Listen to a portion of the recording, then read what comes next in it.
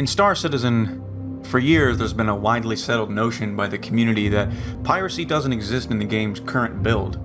Missing mechanics, no mention by the developers, misunderstanding of the game's direction, and many other reasons have contributed to their belief of this notion. Until now, at least. We in Mongrel Squad are among the few that had begun the campaign for piracy development in Star Citizen many years ago. When all you could really do is capture someone's ship in Arena Commander. From then, all the way to now. The game in its current state has allowed us and other pirate groups to flourish.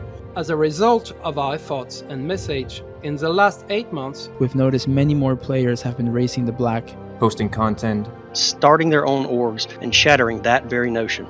We are overjoyed to see how far this gameplay has come, and the strides the community has taken to bring it this far. In an effort to take it even further in development, and to breed more players that are keen and going on the account, we feel a duty to share the skills, experience, and knowledge that we've gained over the years with you. So that you can start doing piracy right. And thus, welcome to the Mongrel Piracy Academy.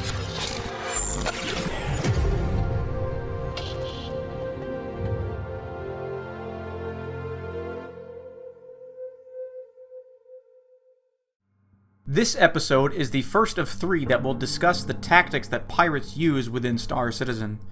This episode is dedicated to the hunting of targets. During this video, we're going to discuss the common elements of what you will do when hunting for targets to pirate, what to look for when hunting cargo haulers, rock miners, and ore miners, and we'll also revise the tools you can use to help out when looking for booty.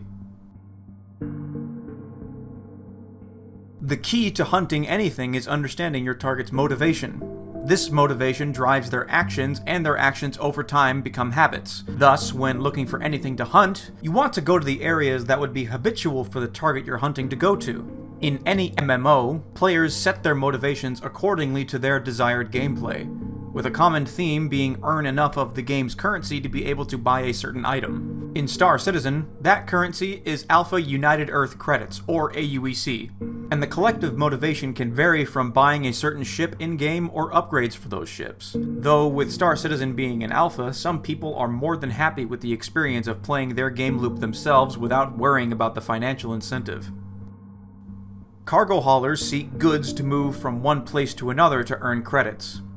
Right now, cargo haulers and traders are used synonymously, as the idea behind trading of buying low, selling high elsewhere is achieved through cargo hauling. For miners, it's to find the most valuable ore they can mine and extract so they can refine and eventually sell their obtained goods. For pirates, we seek what others consider valuable to sell, so that we can take it and sell it for ourselves. Now, we're not going to tell you to go to this moon and sit at this outpost and you'll get targets flooding in. That's not how Star Citizen works now, and in the future when the economic simulation is integrated into the game, this will still be the case. What this means is that in order to pirate traders and miners, we need to know the locations they go to in order to find them. Now, you could spend hours in games scouting outposts and looking for players actively in that area. With the current 50-person servers, you could go hours without seeing a single player at an outpost, and on a different server at the same outpost, see a hive of activity. So, to make seeking targets easier for ourselves, we need to consult resources outside of the game. The same resources that cargo haulers, traders, and miners use to assist with finding what they're looking for, so we know where to look for them. Now, over time, these resources are going to change. But at the time of this video, using Galog by Galactic Logistics and SC Trade Tools are Mongrel Squad's go-to sources for information to analyze when we're determining the locations of where to look when you want to conduct piracy operations. Links to those sites will be in the description of this video below. Buy low, sell high is the mantra of traders and cargo haulers. Therefore, to find these people, you want to find the trade commodities with the highest profit margin. Now, resources like Galog and SC Trade Tools will give you the ballpark figures of where to look, as the commodity prices will change based on inventory levels and frequency of those commodities being bought and sold. While Galog provides the capability for those commodities to be updated manually, there's no real-time tracking of commodity prices or inventory levels. So when we're analyzing the numbers, we're using them to make an educated guess and where we will find them. But there's still methods of reading the numbers to help with making these assessments. There are 3 factors you need to take into account when doing these analysis: profit margin, inventory stock, and replenishment rates. But before we talk about those, you need to know this. Trade commodities are in a globalized economy that spans across all servers. What this means is that 2 people purchasing trade commodities at the same trade commodity console on 2 different servers are purchasing them from the same commodity pool. Profit margin is pretty straightforward. Look for the commodity you can sell for the most, then check how much you can buy it for. Subtract the buy price from the sell price and you have the revenue for that commodity. From your revenue, subtract your costs like fuel, crew, and security, and whatever is left over. Wait a minute, hold on. Are you kidding me, bro? I don't know, dude. Why don't you tell me? Do you honestly think that these cheap bastards would actually unironically buy security? Like, have you even read what they've written on Spectrum?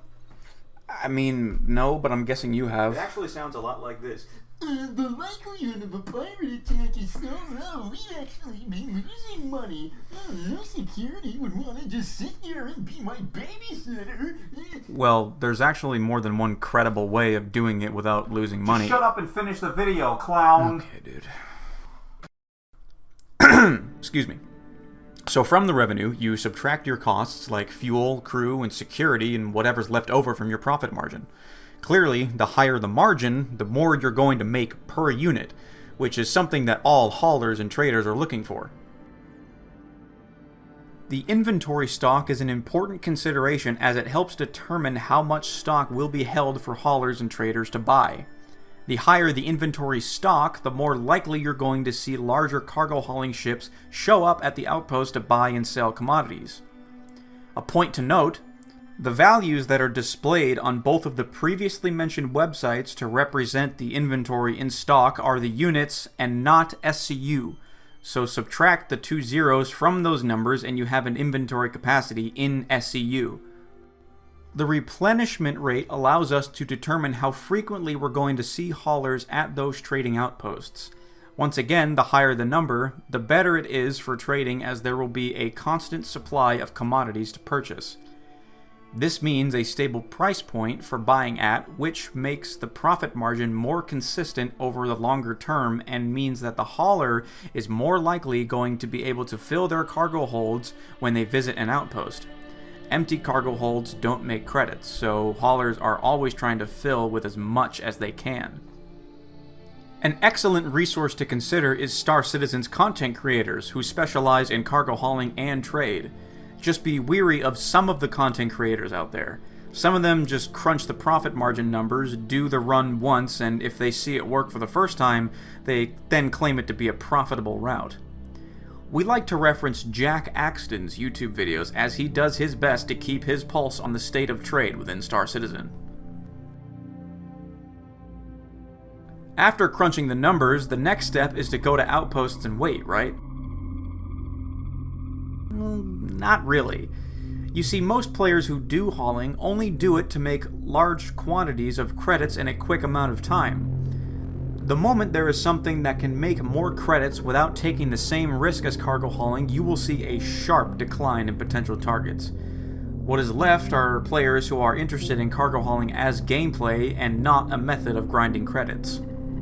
Waiting at outposts is not a very proactive method of hunting, and with everyone on 50-person servers, you could go hours without seeing a single trader, even though the outpost is supposed to be extremely popular. So, where's the best place to start looking? We recommend a layered approach when it comes to hunting cargo haulers and miners. The first thing you want to do is post scouts at the main hubs of player activity. These are the main cities in your planetary ports. What they're looking for are potential targets who are going to be traveling to places where it makes sense for those ships to haul cargo. It's best to use ships that don't look like ships pirates would use. And this is where keeping those delivery boxes on hand is important, as you can place them onto a target ship or in a position where the target will pick up the box when they fly into it, providing you a marker to wherever they go. If you don't have any, that's okay. Most haulers don't consider pirates a serious threat due to the low frequency of attacks, so most will jump directly to their intended buy destination. Just look in the direction that they jump towards and check where they could have been jumping to by either spooling your quantum drive or checking the star map. The next layer are your scouts moving between the outposts. This is why it's important to know which outposts contain the profitable commodities, as you can prioritize which outposts the scouts check regularly. While you could put enough people onto a server to watch for the profitable outposts, you need to keep in mind that the more people you put onto a server, the less potential targets you will have. The other thing is people will get bored really quickly if they're sitting around doing nothing at an outpost. They may go AFK or not be paying attention to what is happening and miss a target's arrival and make the call out way too late. By keeping your scouts mobile, you keep them engaged with what they're doing and alert to their surroundings. When it comes to hunting miners, finding the most profitable ore for refining are a miner's primary motivation. They will spend hours looking for profitable ore or nodes of gems to mine. Using SC trade tools, you can make educated guesses just like you can with cargo hauling in determining areas where miners are likely to go to. That said though, there's no way to have a precise location like a specific outpost that you can go with cargo haulers, since the mineable entities in the game are spread out within a location in a random pattern. So when you're looking for miners, you're going to have to leverage your tools more in order to find your targets. The principles of hunting one can be applied to the other, though if you had to choose, going after rock miners is much more profitable. The layered approach to hunting targets can be used when hunting rock and ore miners. However, if you're after ship miners, you need to check the rest stops that have refineries as well. If you're going to hunt miners in the Aran Halo Belt, then good luck. There's a lot of space with no designated markers to jump to in it. The best method for finding these miners is to find them at the station before they leave and put a mission delivery box to act as a marker for their ship. Once you're confident that they've stopped moving, you then quantum travel as close as you can to their location. You may have to do quantum hops, which involves cutting your quantum drive prior to entering full quantum travel, until you're close enough to the target to fly to on your own. The final point we'd like to make about hunting targets to pirate is that there's no quick way to go about it. You can go hours without finding a target that's worthwhile, and when you do, something can go wrong and you'll fail to hit. Sometimes, you just have to take what you can get. Just keep in mind, while your goal as a pirate should be profit, the real value you get out of doing piracy now is gaining the skills, knowledge, and experience conducting piracy operations as the game evolves. In the future, when others are crawling and stumbling during the time where making mistakes are costly, you'll be sprinting ahead, plundering booty to your heart's content. Piracy is not easy to do, and it takes a team effort, with everyone working hard together to achieve a successful outcome. The reality is that you're going to have failures. You're not going to be making hundreds of thousands of credits on every single hit. You're going to get called names, and you have to accept that people don't like what we do. But if you're serious about becoming a pirate in Star Citizen, then you have to remember, pirates take what they want, and they don't wait for permission. It's not perfect, but if you have a team and the drive to push you through multiple failures, which you will have, then you can make piracy work for you. I'd like to thank you for watching, and we'll catch you next time.